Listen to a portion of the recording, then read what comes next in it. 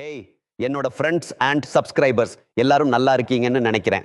இந்த ஆசிய கோப்பை கிரிக்கெட் பத்தி தான் இப்ப பேசிட்டு இருக்கோம். ஆனா இந்த வங்கதேசம் இலங்கை மேட்ச் பார்த்தீங்கன்னா ஒரு அலாரம் அடிச்சும் எந்திரிக்காம தூங்கிட்டாங்கன்னு சொல்லணும். வங்கதேசத்தோட நிலைமை ரொம்ப மோசம். முதல் 2 ஓவர்லயே 2 விக்கெட்டை இழந்து ஒரு ரன் கூட எடுக்காம நின்னுட்டாங்க. இது ரொம்ப ரொம்ப அபூர்வம். லிட்டன் தாஸ் அவுட் ஆனதும் மொத்த டீமும் 55 ரன்னுக்கு 5 விக்கெட்டுகளை இழந்துட்டாங்க. ஆனா இலங்கை சூப்பரா விளையாடி இந்த மேட்சை ஜெயிச்சிட்டாங்க. அவங்களோட பேட்டிங்ல 10 நிஷங்கா உண்மையிலேயே கலக்கிட்டாரு. வெளிநாட்டு மீடியாக்கள் நம்ம வீரர்களுக்கு எப்படி முக்கியத்துவம் கொடுக்குமோ அப்படி கொடுத்திருந்தா நிஷங்காவை இந்நேரம் உலகின் பெஸ்ட் ஆல் ஃபார்மட் பிளேயர்னு கொண்டாடி இருப்பாங்க. உங்க கேள்விகள் என்னோட பதில்கள். சரி, மேட்ச் பத்தி பேசி முடிச்சிட்டோம். இப்போ உங்க கேள்விகளுக்கு பதில் சொல்ல வந்துட்டேன். ஏகப்பட்ட கேள்விகள். அதனாலதான் இந்த செக்ஷனுக்கு உங்கள் கிரிக்கெட் உலகம் அப்படின்னு பேர் வச்சிருக்கோம். கேள்வி: இந்தியா பாகிஸ்தான் மேட்ச் ஏன் எப்பவும் ஒரே குரூப்ல இருக்கு?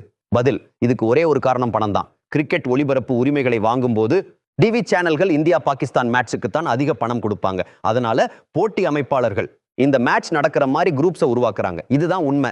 கேள்வி: இந்த ஆசிய கோப்பையில இந்தியாவுக்கு எந்த அணியிடமிருந்து பெரிய சவால் வரும்? பதில்: இறுதி போட்டியில தான் இந்தியாவுக்கு பெரிய சவாலே வரும்னு நினைக்கிறேன். இந்த T20 ஃபார்மட்ல எல்லா அணிகளும் கிட்டத்தட்ட சமநிலையில தான் இருக்கு. 150 160 ரன்கள் எடுத்தாலே வெற்றி வாய்ப்பு இருக்கு. அதனால ஒவ்வொரு போட்டியும் சவால் தான். மற்றபடி மற்ற அணிகளை விட இந்தியா ரொம்பவே முன்னாடி தான் இருக்கு. கேள்வி: ஹர்ஷ்தீப் சிங் பாகிஸ்தானுக்கு எதிராக விளையாடுவாரா? பதில்: இல்ல, அவர் விளையாட மாட்டாருன்னு நினைக்கிறேன். இந்த தொடர்ல பிட்ச் கொஞ்சம் புழுதியா இருக்கிறதால சுழற்பந்து வீச்சாளர்கள் நல்லா பந்து போடுறாங்க. அதனால இந்தியா அதிக சுழற்பந்து வீச்சாளர்களை பயன்படுத்தும்னு நினைக்கிறேன். கேள்வி: உலக கோப்பையில இந்திய அணி 4 சுழற்பந்து வீச்சாளர்களை கொண்டு போகுமா?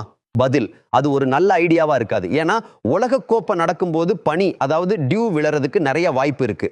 அப்போ வேகப்பந்து வீச்சாளர்கள் தேவைப்படுவாங்க. அதனால பும்ராவோட ஹர்ஷ்தீப் சிங்கையும் கூட்டிட்டு போறது நல்லதுன்னு நினைக்கிறேன். ஷமியை ஏன் டீம்ல எடுக்கல? முகமது ஷமிக்கு ஏன் டீம்ல இடம் கிடைக்க மாட்டேங்குதுன்னு நிறைய பேர் கேட்குறீங்க. செலக்ஷன் கமிட்டி ஷமியை முழுசா நம்பல.